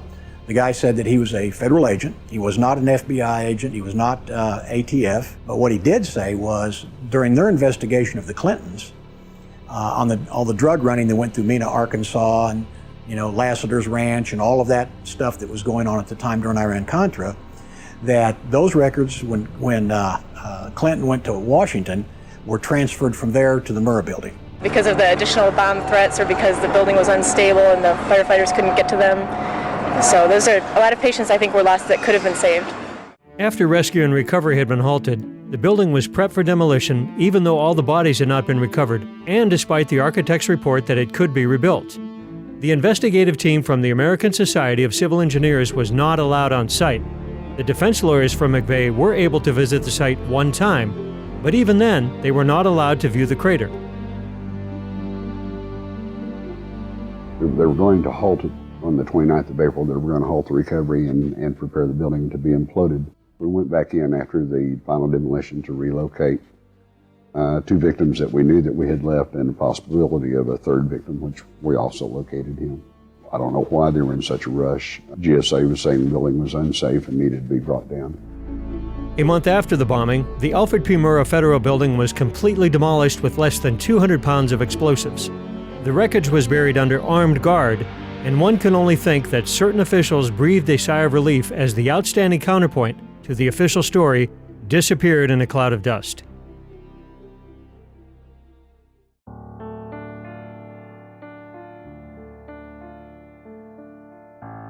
Tidbits of truth about the Oklahoma City bombing would often come from the most unlikely of places. Another strange and brutal murder, at first seemingly unrelated to the bombing, would set the stage for some of the most damning evidence that the government was withholding from the public. My name is Jesse Trinidou. I'm an attorney from Salt Lake City, Utah. My brother, Kenneth Michael Trinidou, was murdered in the Federal Transfer Center here in Oklahoma City in August of 1995. Kenny had a hard life. You know, I've often thought about that and how he ended up the way he did. He was an incredibly bright man, an incredible athlete. He set the national record in high school for the 2-mile run as a freshman.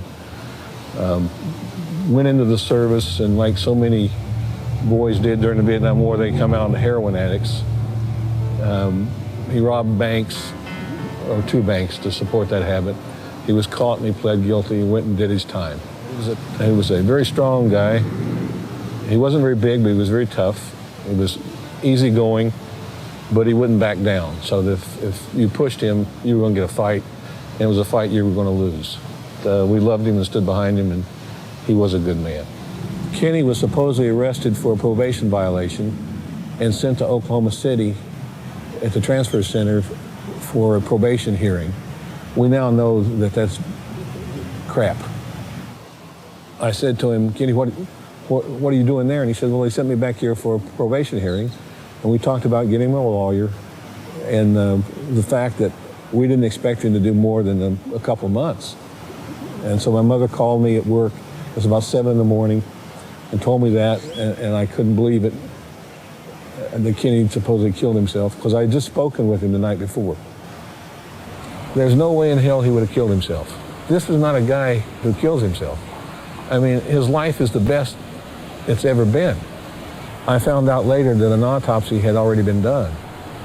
Now, the federal government didn't want one done, but the state of Oklahoma required one for a death and incarceration. So the federal government didn't know that there was an autopsy done, did not want the autopsy done.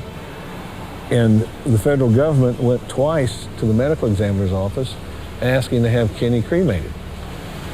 It took a week to get his body released and home. And I kept getting the runaround from the federal government, and finally I just screamed into the phone one day, why don't you keep him? And when the body comes home, it's totally made up, so you can't see the wounds. He was beaten head to toe. His skull was smashed in 3 places. The soles of his feet had been beaten. You could see the fingerprint bruises on his arm where he'd been held. His throat was cut, and he'd been strangled. And the federal government said it was a suicide by hanging. When his body's turned over to the medical examiner 2 hours later, he's wearing nothing but boxer shorts. The government said they don't know what happened to the clothes. They cleaned the cell that morning, so the medical examiner can't do an examination of it. And the medical examiner is not allowed into the cell for 6 months. And when he finally is allowed in, he does a test that's called luminol that will reveal the presence of blood. And Fred Jordan told me that the cell lit up like a Christmas tree. The logbooks involving my brother disappeared. The ones that didn't disappear, the pages from the logbooks are missing. the crime scene photographs disappear. The negatives of the crime scene photographs disappear. The video camera supposedly malfunctions. Within an hour of death, he'd consumed the equivalent of 30 bottles of Coca-Cola. And Dr. Jordan told me that caffeine is used in a lot of countries, like third world countries, to enhance pain under torture. And he also told me that the beatings on the soles of the feet were indicative of torture. And I believe it was the FBI. I firmly believe that for a lot of reasons. Now, I didn't start out believing that. I started out trusting them until I could see what they were doing. And they would come to me asking for information and then immediately go and destroy the evidence, threaten the witness, do everything they could to prevent the case from being made of murder. Information was coming into me. People were leaking me stuff. They wanted me to know. They didn't want me to know who they were. Late December of 95, early January of 96, I get a phone call. The person won't leave their name. The person said, your brother was killed by the FBI. They said it was an interrogation that went bad. It was a case of mistaken identity, that he fit a profile of people who were robbing banks to get money to attack the federal government. Just before he was executed, I get a message from Tim McVeigh. And he told me, he said, when I saw your brother's picture and heard what happened to him, I wanted you to know that I think the FBI killed him because they thought he was Richard Lee Guthrie. Early on, the FBI had investigated the possibility that a string of bank robberies committed by what the media dubbed the Midwest Bank Robbers had financed the bombing. Led by Peter Langan and Richard Lee Guthrie, aka Wild Bill, the gang called themselves the Aryan Republican Army.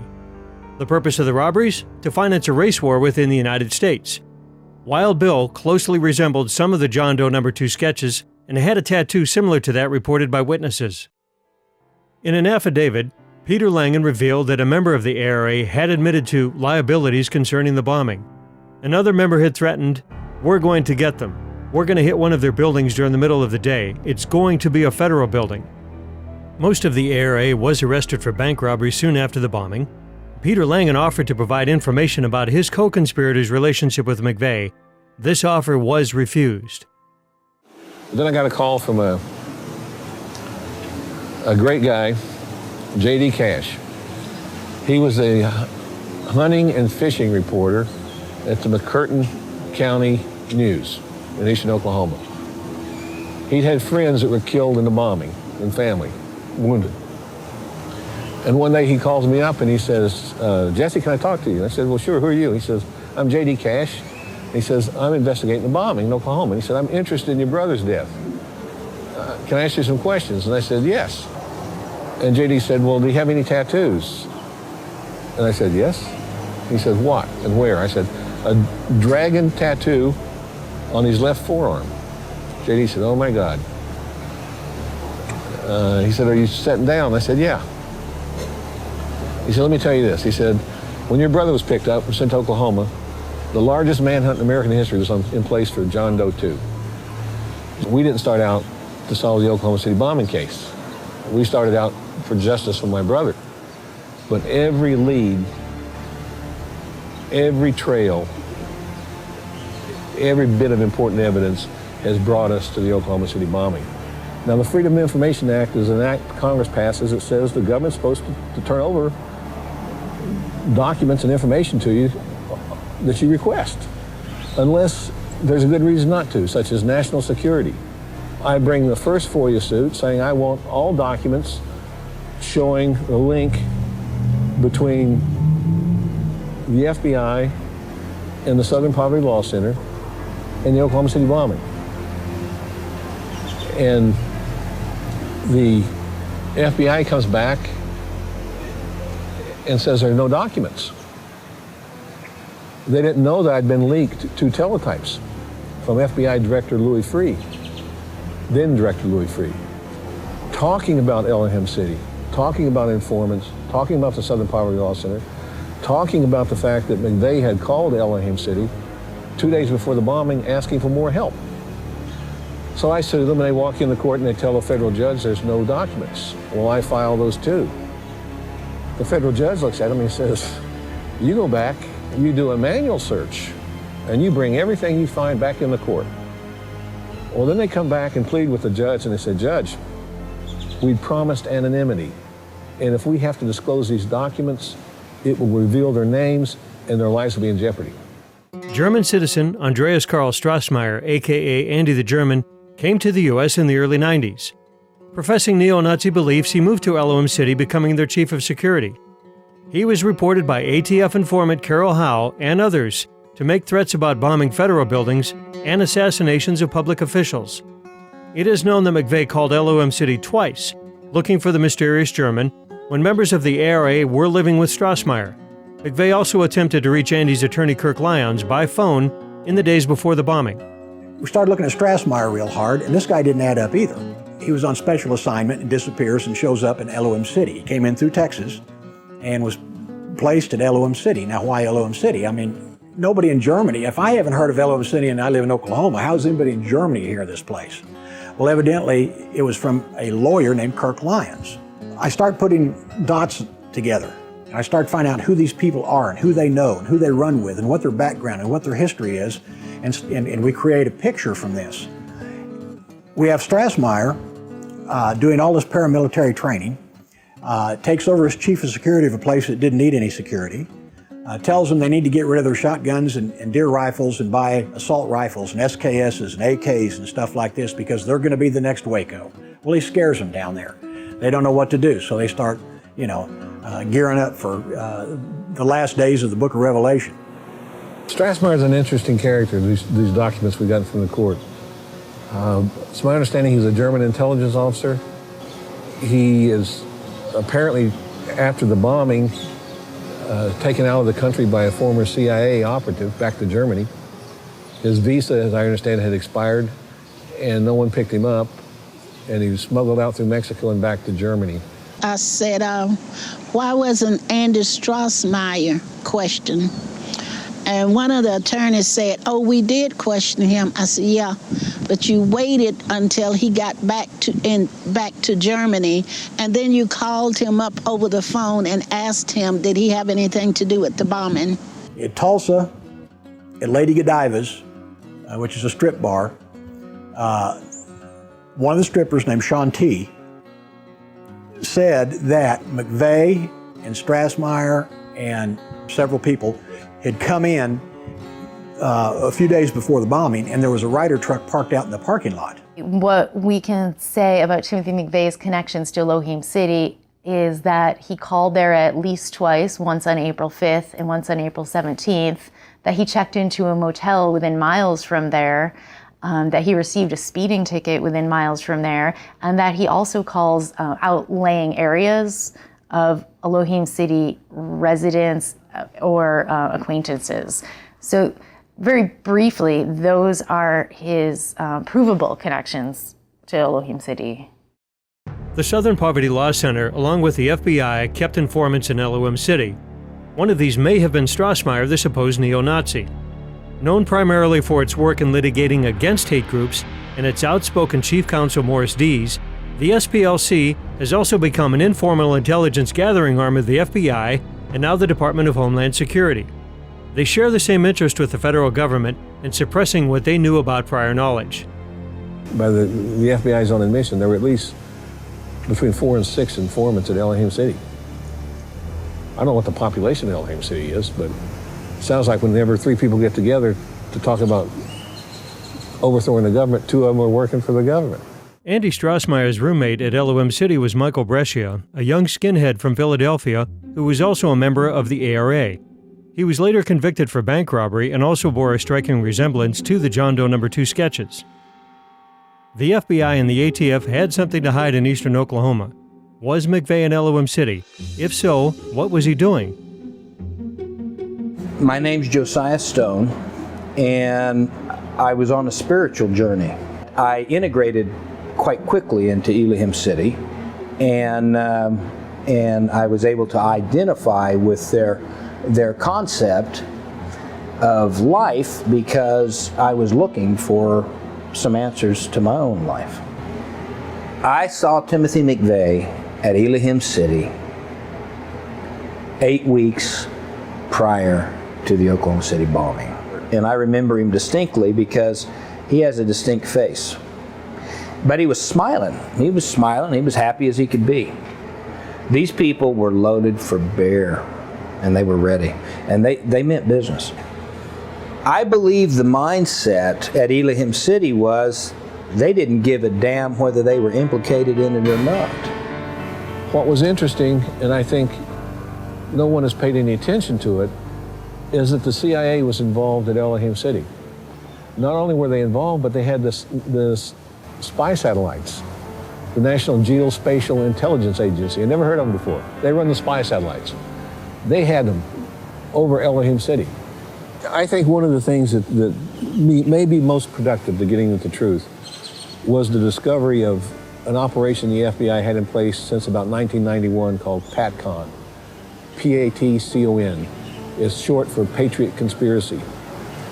It was an idea they had to infiltrate every militia group, every neo-Nazi group, every group critical of the government in the United States.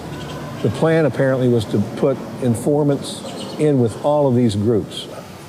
And I think Elohim City was a PATCON operation. I think McVeigh was obviously involved in it. Now, whether he was a target or an operative, I don't know, any more than I know whether the government intended to blow up the Murrah building. But they knew it was going to happen, and they knew McVeigh was going to do it, and they don't stop him. As alleged in David Hoffman's book, The Oklahoma City Bombing and the Politics of Terror, Strassmeyer first aroused suspicion that he was an undercover operative when he was caught in Texas entering a federal building at night with a key code. Did he have access to the Murrah building also? When we interviewed Jane Graham, who was a survivor, she said that when she went to work, it was either the day before or 2 days before, I don't remember which, she parked in the basement parking, and when she got out of her car and was walking across the parking garage, she saw 3 guys down there wearing coveralls and placing putty on the columns and stringing wire between the putty. Later, she picks out one of the guys from photographs and says, that's him, and it was Andreas Strassmeyer. Strassmeyer was there listening, going over the plans. He was listening to everything. He was, what they were talking about, looking at place, pointing to things. But when they were talking, whatever they happened to finally be talking about, and when I was looking at him, at that point, then he left and went over to the other side of the building so I wouldn't keep watching him. The second man that was there, who appeared to be military, he's the one that the man in charge told to put the stuff back in the car. The second man obviously was taking orders from the first man because he had wire in his hands, which I thought was telephone wire. It's that real light color, thin wire. And he also had what appeared to be gray putty. Well, that's exactly how you string composition C4 with det cord. And the details are chilling. We'll also focus on surveillance cameras that caught the bombing on tape, and maybe the men behind the bombing. The news channel has new information tonight that there's a chance surveillance tapes could be the smoking gun evidence. Now, we asked candid questions in a rare face-to-face meeting with ATF officials close to the investigation. We learned that video collected from downtown businesses the morning of April 19th may someday be played before a jury. Officials won't say who or what exactly is on the tape. However, numerous sources have confirmed the tapes exist and that they reveal more than one bomber. And I said, I want 2 other things from the FBI. I want the tapes from the surveillance cameras leading up to the Murrah buildings on the day of the bombing, on the different buildings around the Murrah building. And I want the tapes from the cameras on the Murrah building, because I had received a government document that said surveillance cameras show the bomb detonating 3 minutes and 6 seconds after the suspects exited the truck. Suspects, not one, plural. The fight now is over those tapes. They don't deny they exist, they just say we can't find them. Now, the notion that this is the biggest crime the Bureau had ever investigated at that point in time, the largest mass murder in American history, the 2 most important pieces of evidence you have, the arrest of McVeigh and the videotape showing McVeigh delivering the bomb to the Murrah building, you can't find? Incredible. The enhanced photo shows a very distinct possibility of a man standing behind that truck. And the time sequence camera took additional photographs. So will those additional photographs show there was a man there? Will they show that he was alone? Will it show it was the suspect, Tim McVeigh? The additional photographs in the trial should help point that out. I think one of the things that stands out to me is the fact that during that first morning, while we were being held at bay from doing any recovery work, there were FBI agents, or at least men in FBI raid jackets, dismantling the video cameras off the side of the building. I'm Charlie Rose. I'm with Legend Video Transfer, and the FBI had employed me to duplicate a number of videos for them shortly after the Murrah bombing. I was asked to duplicate approximately 400 tapes for the FBI. We had 2 FBI agents in the office. We had 2 studios set up for duplication, and each FBI agent was required to stay in the room with each of us that were in that room.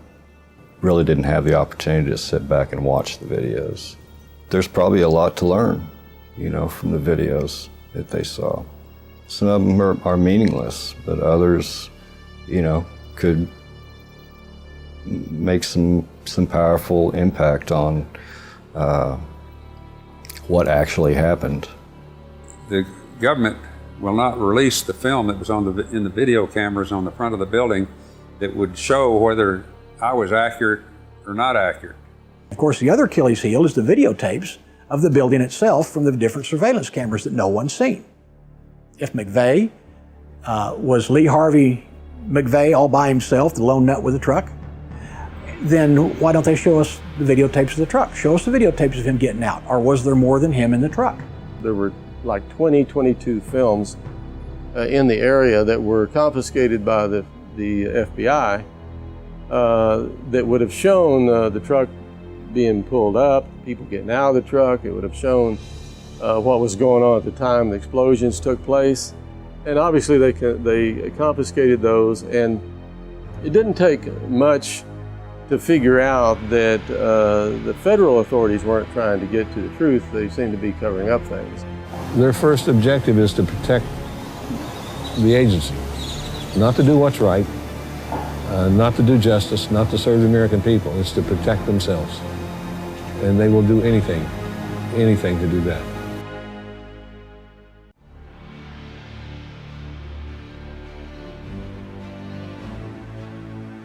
Tim McVeigh was honorably discharged from the Army 3 years before the bombing, leaving behind an exemplary service record. After a brief but intense combat experience in the Persian Gulf War, McVeigh tried out for the Special Forces. He pronounced himself unable to continue just a few days into the testing and returned to his unit demoralized and, some say, a changed man. Through being able to see Timothy McVeigh's letters to his defense team, this is really behind-the-scenes stuff, letters to his family, the memos that the defense team writes, which detail his mood from day to day, some of the medical reports while he's in prison, which detail his thoughts. On the one hand, you have the McVeigh who's mad at the government. On the other hand, you have the McVeigh who works for the government. The defense team themselves could never obtain his full military records, and that even though they were ordered by a judge. Where does he turn up? He turns up in Buffalo, New York. And while he's up there, he creates what's known as a legend. Now, legend is when you go undercover or you get sheep dipped. Sheep dipped means you change your identity, you change who you work for, and become a new person. He changes his personality up there, and all of a sudden he's ranting and raving about the Turner Diaries and overthrowing the government and all this other nonsense to where they're going. This guy's a wacko. He works up there 6 months and disappears. Where do we find him again? Going into militia meetings and doing the same thing, making sure he's noticed. If you look at Lee Harvey Oswald and Tim McVeigh and other patsies, they're very similar. They're in the military, they've got security clearances. McVeigh wrote a letter to his sister, who turned it over to the FBI, in which he admits that he was selected out of Special Forces training to participate in covert operations, to help run drugs to fund these operations, and to assassinate security risks. Mere bravado?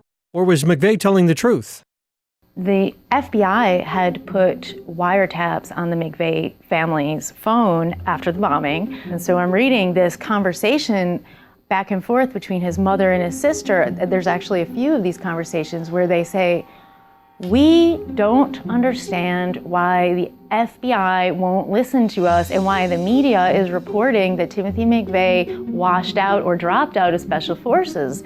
They're saying, no, we were told that he was still active in the military and that he was working on these covert missions. And he told his family, he told many others, Terry Nichols has signed an affidavit, that McVeigh believed he was out there infiltrating militias and right-wing groups and was preparing to set them up. And then, of course, he later learned that he was the guy that got set up. If McVeigh was working for the government, what are we to make of the involvement of Terry Nichols, the only convicted accomplice? When Nichols had been convicted, but not given the death penalty, in federal court and in state court, he could not be tried again.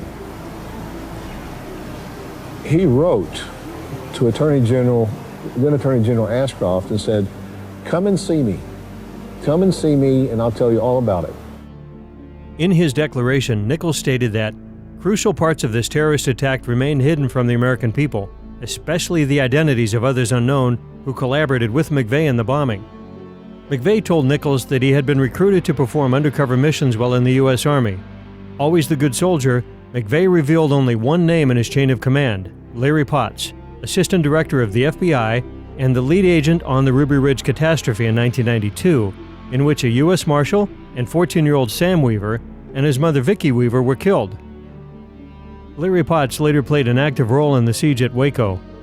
McVeigh was angry at Potts for going off script and changing targets at the last minute. Another telling clue is on Tim McVeigh's death certificate. Despite being officially out of the military for 9 years and having held many different jobs since then, his listed occupation was U.S. Army. So why did Tim McVeigh take the fall for his accomplices? Perhaps the intervention of a known psychological warfare expert explains his silence till the end. The record clearly shows that Dr. Jolyon West consulted Timothy McVeigh's defense team. Dr. West had previously been a psychiatrist and consulted for Patty Hearst, Saran, and Jack Ruby. We know that Jolyon West was considered to be the #2 mind control expert in North America under only Dr. Ewing Cameron.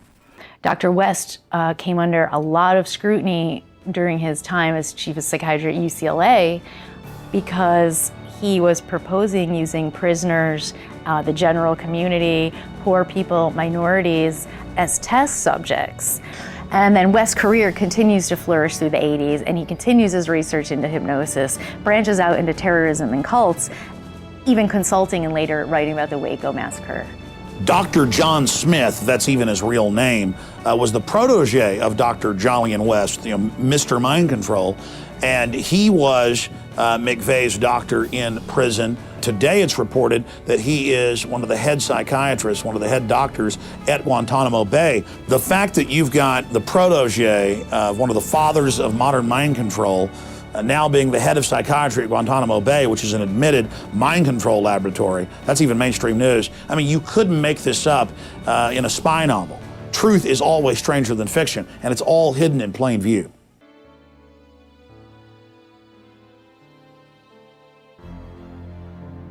Was the bombing the product of a sting gone out of control, with McVeigh taking the blame for a series of government failures?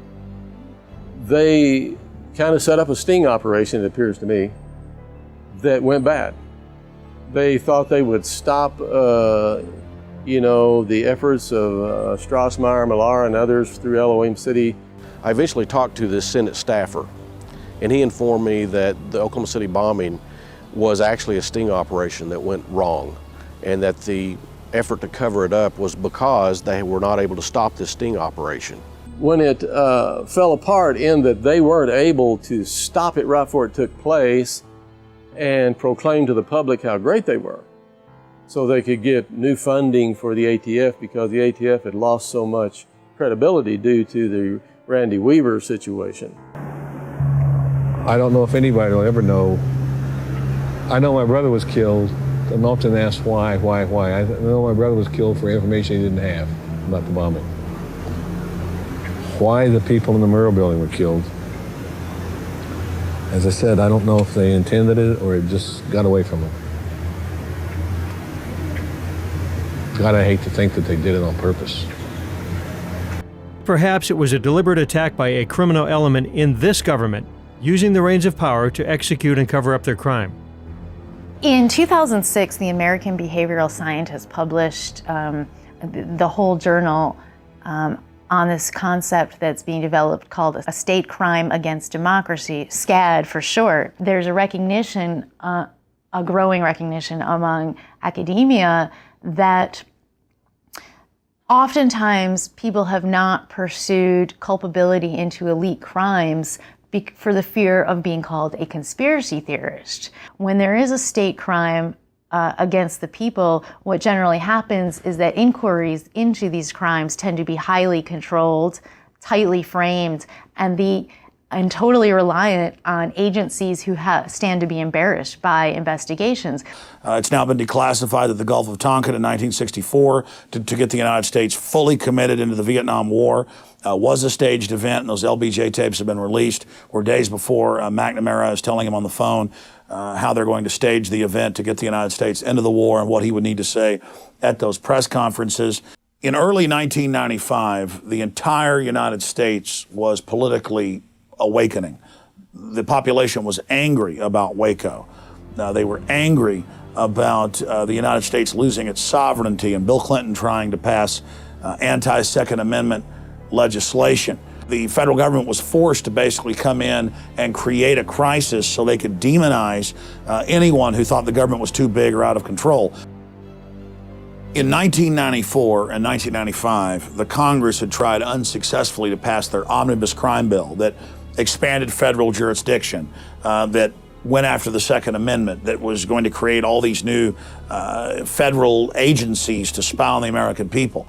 And that was one of the reasons that Oklahoma and other states were upset. They understood this was totally unconstitutional and a huge federal overreach, and it violated the 10th Amendment. But after the Oklahoma City bombing tragedy, suddenly they were able to rename it as the Anti-Terrorism Effective Death Penalty Act, and that was able to sell through. Well, I think one of the things we'll be seeing over the next few weeks and months are new legislation, both to deal with domestic groups and international terrorism. There's already one bill, the Omnibus Terrorism Act of 1995, that's on the cards. One of the dangers is that we stepped a little bit too far, and this bill is very controversial. We see amazing parallels between Oklahoma City and 9/11. And we see it also being used as a mass conditioning tool to launch a new war.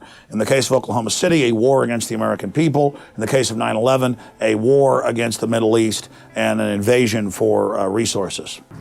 President Obama's Chief of Staff, Rahm Emanuel, recently said that you can never let a good crisis go to waste. This is an example of realpolitik.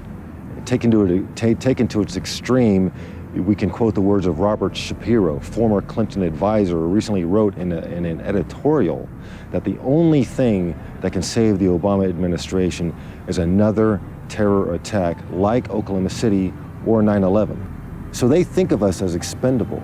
They're willing to ride our ashes, stand in our graves to preserve their position. This is an example of the noble lie. And in the months and weeks building up to the Oklahoma City bombing, there was incredible conditioning on the news. These people are scared of the federal government. They're terrorists. They're going to kill you. They're going to bomb you. You watch, it's going to happen. And then sure enough, it happened. And then you look at the evidence, and government and black op fingerprints are all over it. The establishment is going to have trouble in the future orchestrating further atrocities like Oklahoma City, because the public is now really getting wise to their tricks. Oklahoma City is one of the best examples we've got where we can prove clearly that the official story is a fraud, that the government was involved and is using it to demonize good Americans. April 19, 1995 will live on in history as a reminder that we must all take an active role in holding our leaders accountable. Its legacy and lessons must be rooted in truth, not myth. The victims demand truth and justice. We have all witnessed firsthand the harsh reality of a government's ability to manifest its will upon the people. And it's up to the people to deprive government of the power to commit crimes and profit from the lies. It is every patriotic American's duty, every man, woman, and child's responsibility to research the facts contained in this film, to verify for yourself that this information is true and that the rabbit hole goes even deeper, and then take action to bring the criminals that perpetrated this attack to justice.